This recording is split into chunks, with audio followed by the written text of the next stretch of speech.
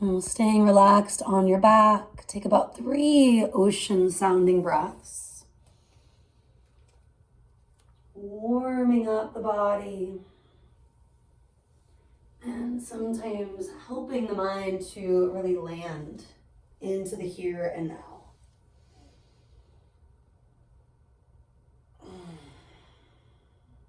And then taking that ocean sounding breath with you.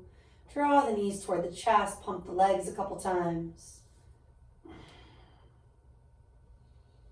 Let the right knee stay in, stretch the left leg out. Press that left heel down. Turn the toes up, maybe pointing and flexing both feet for a moment. Then you may need to tuck the chin ever so slightly, keeping that natural curve in the neck and lower back without exploiting those regions. Take your right heel up, your right hip goes down. You could slide one hand to the hamstring, one to your calf, or feel what works. Maybe both hands on one spot of the leg or the other. You can also take peace fingers if that comes easy early on. Bend and straighten. Let's do that 2 to 3 times. Letting that right thigh travel a little closer to the body at the end of the exhale. Maybe one more. And then holding in the extension, do consider pointing and flexing the top foot and or the bottom foot. You can also circle that ankle.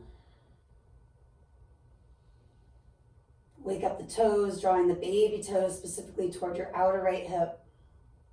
And then we roll it up, building some heat, some strength, nose toward the knee. Arms can reach or your hands support your head and neck. And maybe you start to float the left heel up, very low to the ground, 1 centimeter or 2. Softening somewhere, your face, your shoulders. Might even be the hip flexors that need that reminder. And then do roll it down from there. Bring your right foot to the floor, scoot your hips 1 inch or so to the right. Reaching right, take your twist to the left. And even here you could bend and straighten that right leg. Or just hanging out in that easier reclined twist for a couple of exhales.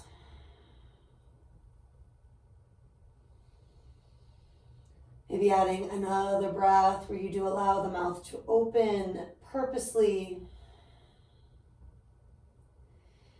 And then from there, ease to neutral. Let's bring both feet to the floor for a moment, evening out your hips, your waist, the torso stays balanced. Drawing both legs in, pump them once, twice, 3 times, in and away from you. And then the left knee stays, the right leg elongates, pressing the right heel down, turn the toes up. Pointing and flexing one or both feet. Maybe you do one, then the other, whatever works as far as coordination. And then if you haven't already, notice if the neck needs that reminder to lengthen instead of overarching, cranking, etc. Coming to the really back of the head, not more of the top is what I often see, right? The chin jutting up. Instead, kind of sending the chin, the nose forward, and eventually from there, take that heel to the sky, left hip to the floor if you haven't. 2, 3 plus. Bending and straightening where you make sure your left waist is still long. This side for me is a little tighter, stiffer, so it requires using the left thumb at the left hip. You might benefit from that as well. Maybe you're easily able to get your peace fingers on one side, but not the other. This could be that side. Backing off when it makes more sense. Even when I'm not including the strap, this would be a moment where you could always consider it. And then that bit of core work as you're ready, rolling it up, nose even closer to your knee. Option to reach or of course support your head and neck, trying to relax the face, the shoulders throughout. If you've yet to float the right heel, give it a go, even for a breath, but maybe for all 2 or 3.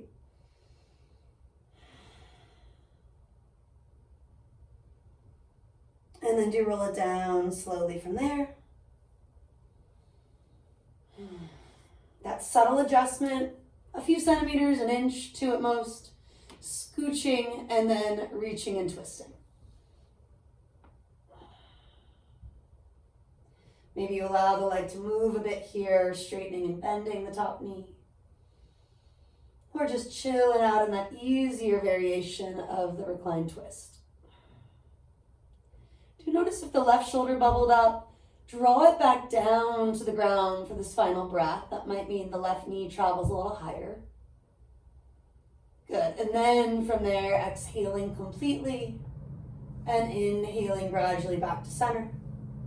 Bringing both feet flat to the floor, knees bent, and evening out your hips, your waist, the torso. You may have to tuck the tail ever so slightly so you're not cranking the low back. Maybe you want to rock the head and neck right to left once or twice, checking in, adding a little no, then even a little yes action. And then from there, to draw your triceps down, fingers up. I've referenced this as the robot variation of bridge, if you will. Inhaling, root and rise, float the pelvis up gradually. And exhale, release top to bottom. Inhaling, take it up.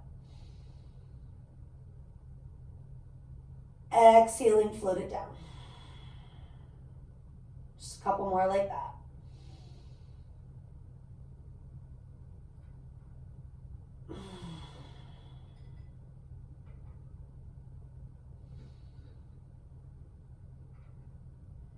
Now, I encourage you to check in with the lower back, the knees, adjusting ever so slightly with your alignment, feeling so that you can go in and stay, so it's sustainable.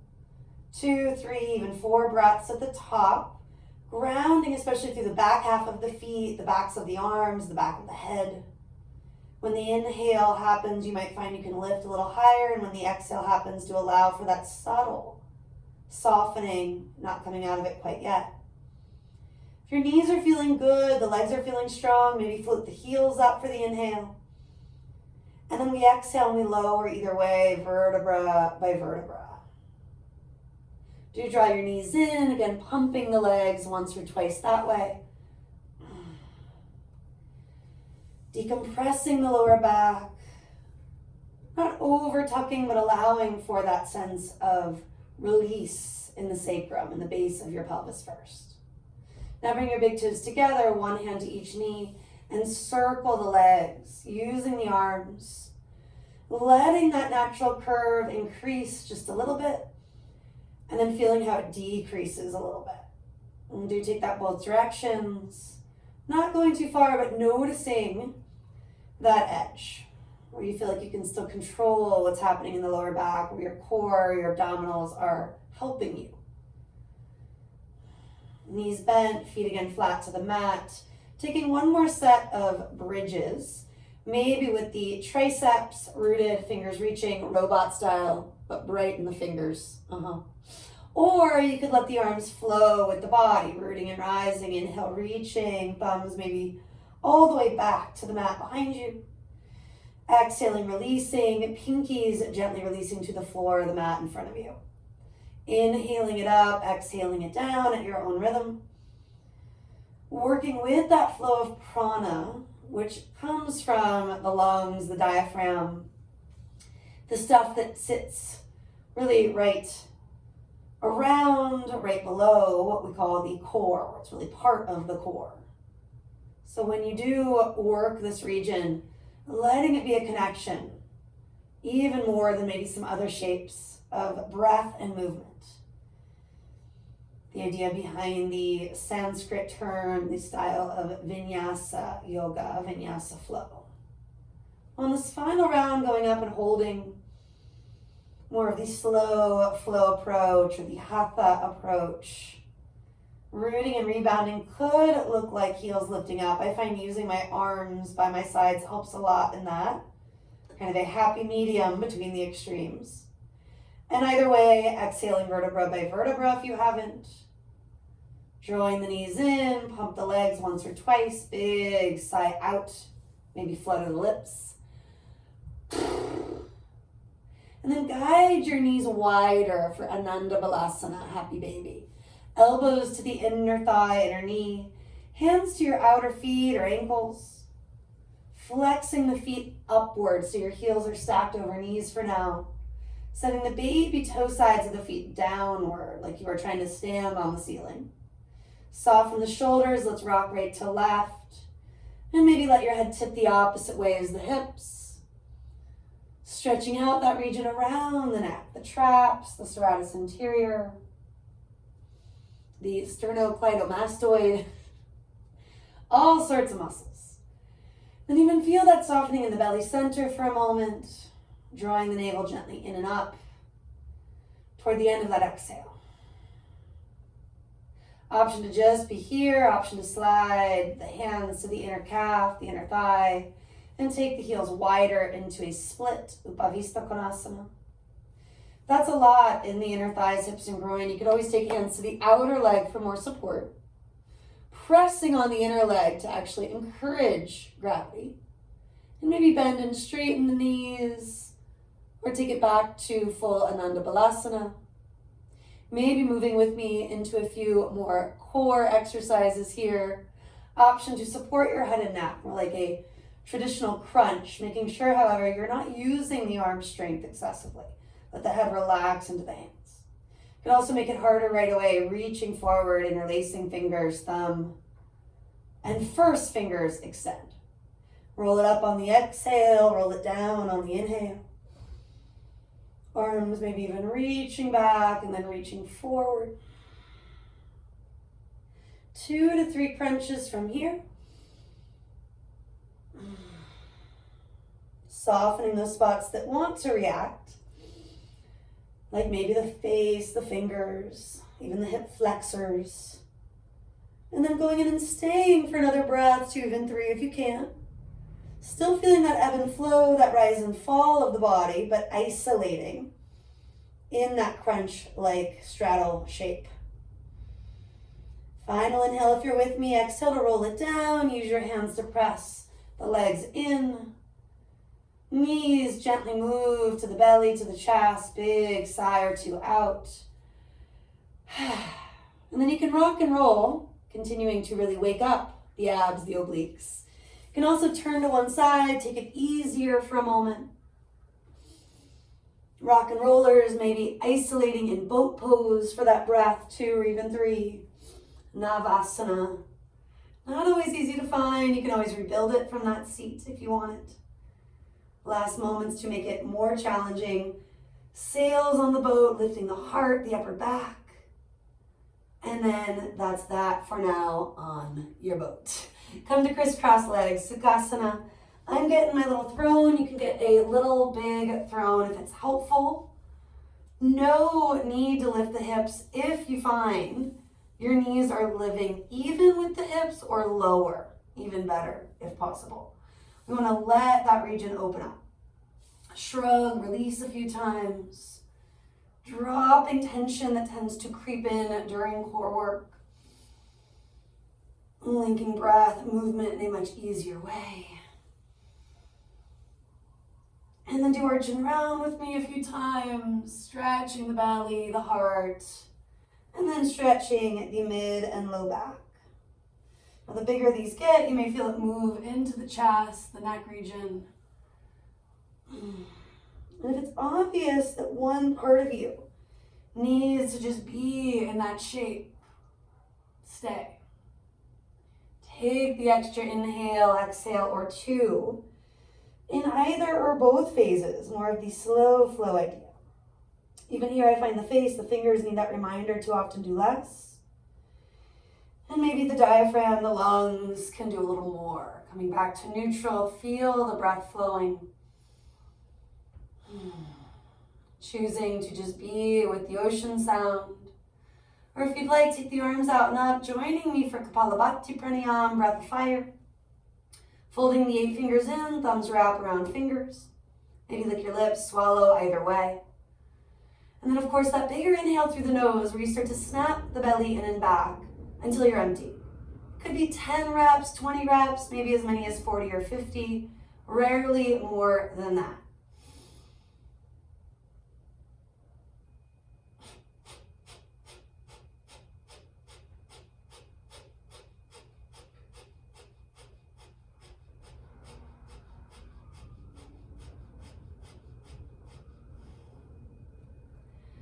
this idea of an easy breath, I've heard a recovery breath, but that also infers that there's something to recover from, right? So maybe not taking it quite as far as fast, not so far that we feel lightheaded, excessively dizzy. And that could even look like hands on the knees, the thighs, at your own body as an alternative, or right back into this fierier, more challenging option.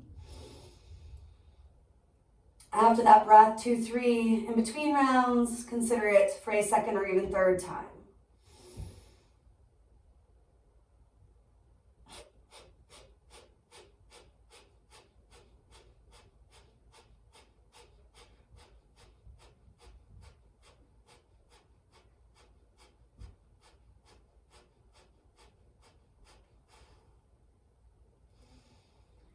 Again, easy breath to shoulder roll or to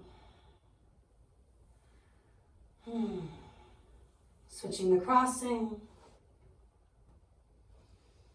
arching and rounding,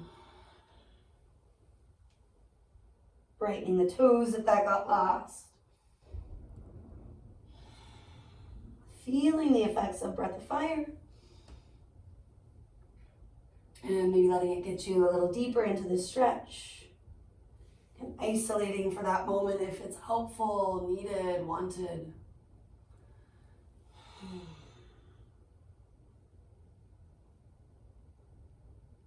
And then eventually bring it back to neutral, walking your right hand to the right, reach out to the left, moving slow. Spin the entire arm, right? We often say the palm, but it's the arm up. Glide that left trap down. And then take your side bend, walking the right hand a little further right. Do root your left sit bone back to the left. Good. Maybe start to look up, maybe not. Feel how your neck responds. You can always combine a little support of the head and neck with whichever gaze works. Kind of leaning the head into your own hand. Now looking down toward the right fingers if you hadn't for a different approach to that stretch. And you could add a wrist rotation or two of the top hand. If you're still supporting the head and neck, no need to go there. Just a variation to consider. There's a connection, of course, between the wrist, the elbow, the shoulder. Inhaling to come up. And a big exhale here. Take a moment to set it up, walking the left fingers at first just a little bit left, and then that's gradual that you take it further and maybe back off based on how the right hip especially responds. Reaching right, do sit tall. And turning the entire arm, that palm up is most obvious. And then eventually reaching up and over. Taking it a few more centimeters, maybe a few more inches left. Adding some bigger movement or backing off when it's important. Sometimes it's a combination. It's about exploring all the stuff so you can land on one or the other. Noticing that right sit bone once again, can you ground it? And from there, whether your body actually moves or not, you might feel like you're getting a little more range of motion. Bigger breath in, bigger breath out, looking downward at this point. Inhale, eventually come up. If the arms are reaching up, take another deep breath at the top, brightening fingers, brightening the skin. And then again, option to circle the hands, wrists, or just float them back down. Coming to all fours, take it to a tabletop. Make it a big table. We're just stretching, in a sense, all of that out through our Sufi grinds. Inhale it forward and around. Exhale it back and around. Getting into that nitty-gritty stuff that needs it. As I said that, I felt and heard a loud pop in my knee. Don't force that stuff, but sometimes it does happen. If it's happening over and over again, that's something to notice, to look at. If there's pain associated, definitely something to go get checked out, right? But when it's just those snap, crackle, pop things, and often a feeling of relief, usually it's a good thing. Releasing gas, air where it needs to go, releasing tension. Take it to a child's pose or a puppy dog, especially if your knees were doing a lot of crunchy munchy stuff. The winter months, the colder air, that's often more of an issue. So modifying a little bit more accordingly. Easing into stuff that maybe feels easier when you are loosey-goosey and warm. With that said, take as long as you need here before you start to climb on back up to that big table. Do eventually curl the toes, lift your hips, and let's take downward facing dog. Lots of stretching, moving, breathing in a way that just feels helpful, whether that's ujjayi in and out through your nose, something more primal like a horse breath or two,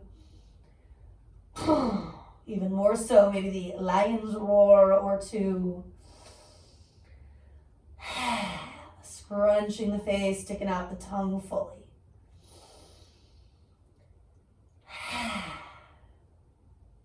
And then walk your hands all the way back to your feet.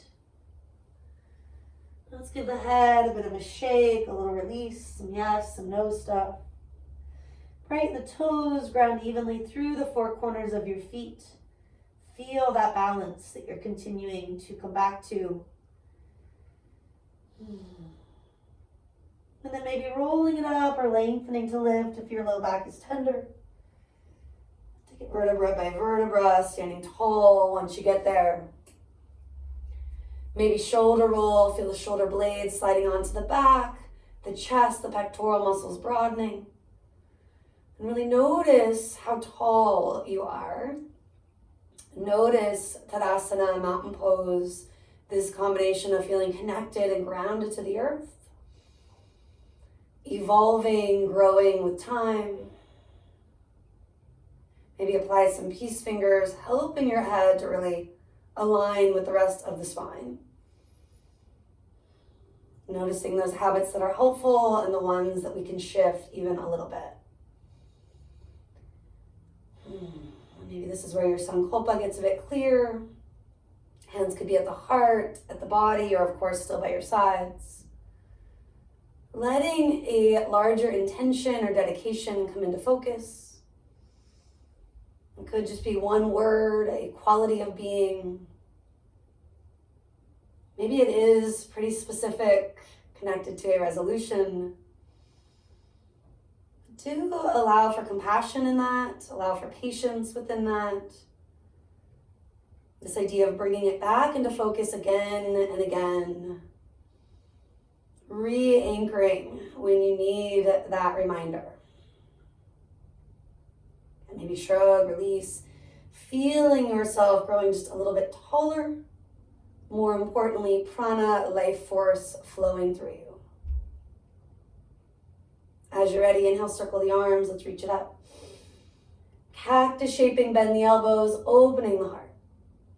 Inhale, reaching, hands can always stay wide. And either let them splay or go through the midline, folding from there. Inhale, we expand, chest out. Exhale, release, fold in. Rise on the inhale. And reconnect on the exhale. If the room you're in allows, let's take our quarter turn to the right. A practice in shifting perspective. Inhaling. Exhaling. Inhaling. Exhaling. Inhaling. And exhaling. Inhaling. And exhaling. Now again, quarter turn if you can. No big deal if you're moving a little faster or slower. Integrating breath consciously to your movements.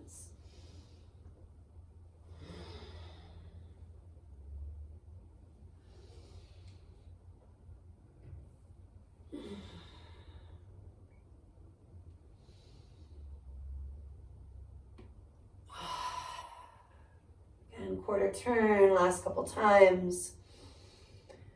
Completing that full circle. Or just taking it in one direction, maybe eyes closed to help shift when needed. To move inward, maybe a little more easily, letting go of distractions. Last time like that.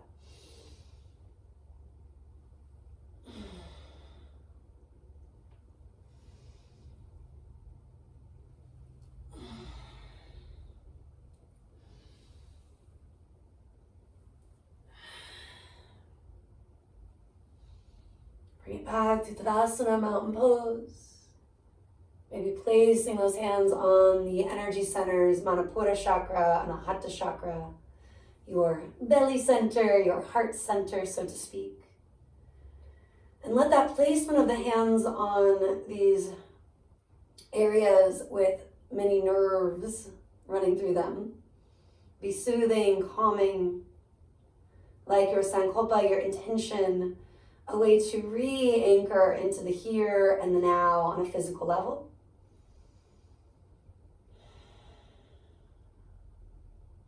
Maybe switching which hands where.